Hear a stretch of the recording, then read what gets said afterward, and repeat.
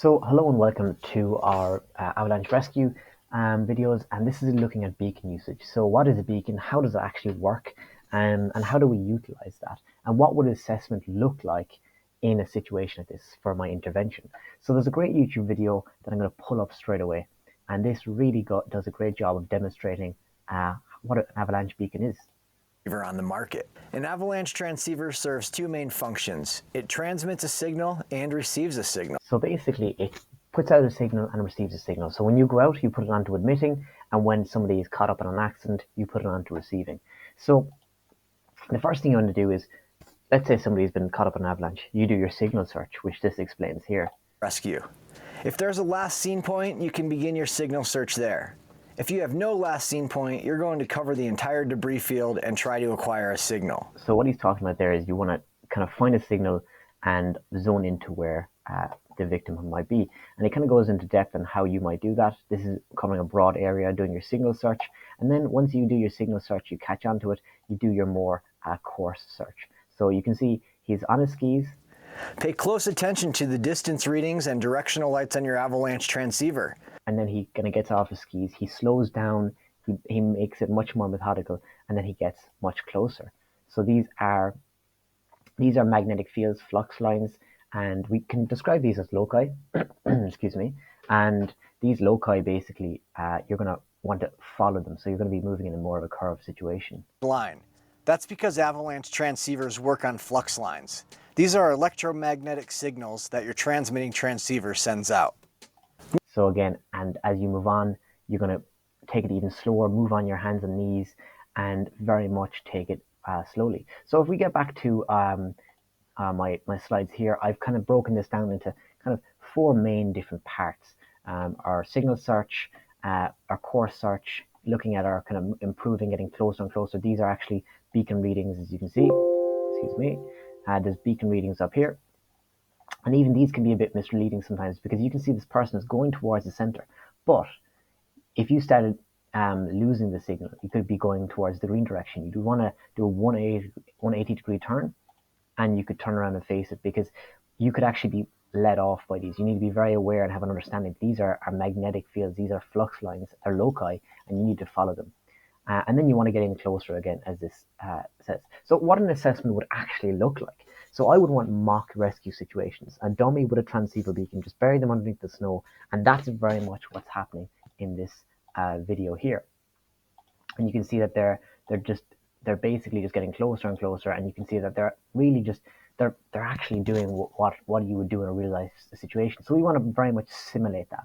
We want a good simulation. So I've basically made up a bunch of success criteria of what would happen. So we can even relate back to what we saw in the video, the signal search. This is what I would be looking for. Okay, I've kind of given success criteria here.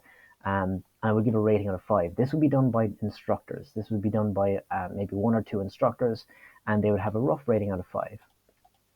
And the signal search, this is what I would be looking for. And this is what you would kind of say that, okay, that would be very poor. And they would get a rating out of 5. So if they fail to cover the large area for the signal search, if they don't spread out, if they're very slow to react, that is hugely important, because ultimately it's a difference between life and death. If you're slow to react, you're going to be failing. Now again, there wouldn't be too much pressure on doing the first few beacon kind of avalanche simulations. It wouldn't be that big of a deal. But as you move on, you would definitely want to see this being picked up and improving. Otherwise, you would fail the course. So I have a bunch of assessments here, and different parts broken down, and even turning off the transceiver, because there could be a second victim, and that's just a small little thing, but there's 2 marks going for it there, and I've been very particular about this. And this is actually how many mountaineering training for guides actually happens as well. So another thing as well is I'd have a benchmark time, because again, each situation is different. You could have a very easy situation where someone is buried right in front of you, or you could have a very difficult, very challenging terrain, and that would of course be scaffolded differently. So it'll be all relative to participants. You know, maybe the fastest participant, it'll be relatively, if you're within a few minutes, obviously maybe the instructor could set a benchmark time, but it's based on the difficulty of the terrain. And so how is that going to look in an assessment situation? So you're going to have your training, you're going to learn how to use the beacons, and then you're going to have an experience through an event. So you're going to be scaffolding skills, build it up, and you're going to very much want to improve the efficiency and, you know, in more challenging terrain. But the key thing is to reflect on the rescue, like what went well, what didn't. And we can use our route choice, we can use our GPS data in the same way that in the video we can see that like we're actually assessing him by his what he's doing in the video here. Videoing people is a very good tool, and I've shown that in my other videos, in my first video with navigation. So again, getting back to what John Dewey says, we do not learn from experience, we learn from reflecting on experience.